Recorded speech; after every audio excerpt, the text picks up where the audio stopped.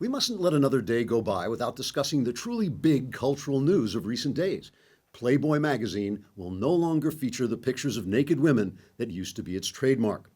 Scott Flanders, Playboy's chief executive, announced the decision to the New York Times, a former newspaper, which had recently made a similar decision to no longer feature the naked truth that used to be its trademark.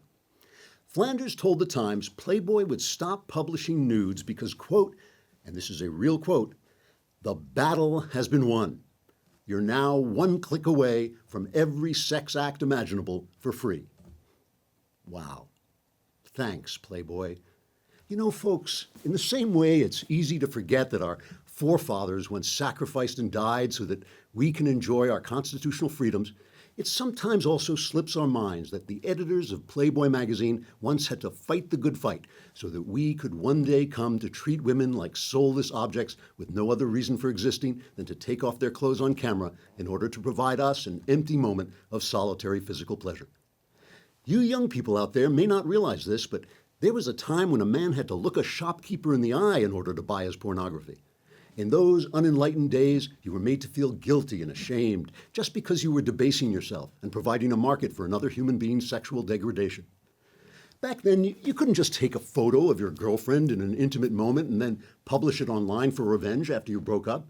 You had to slink into a store and shell out your hard-earned money, and even then, you only got a picture of a perfect stranger being cheapened and disrespected and humiliated.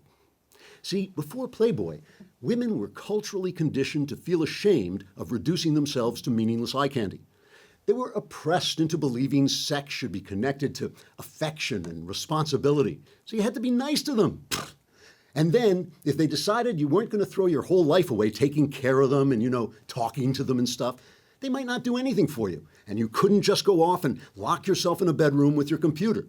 If it weren't for Playboy, you'd have had to reconsider your entire demeaning attitude toward the opposite sex. And consider it from the poor women's perspective, too. In those pre-Playboy days, a girl might go to bed with a guy one time and wake up to find herself trapped in a lifelong relationship of mutual care and goodwill. Soon they'd be stuck at home with the meaningless drudgery of turning helpless infants into loved and joyful and responsible adults instead of picking up easy cash by flaunting their bodies for a nameless, drooling multitude. So thank you, Playboy. You're right. The battle is won. Your efforts have helped to free us just a little bit from the irritating burden of treating one another like human beings. We salute you and say, trigger warning, I'm Andrew Klavan, and this is The Andrew Klavan Show.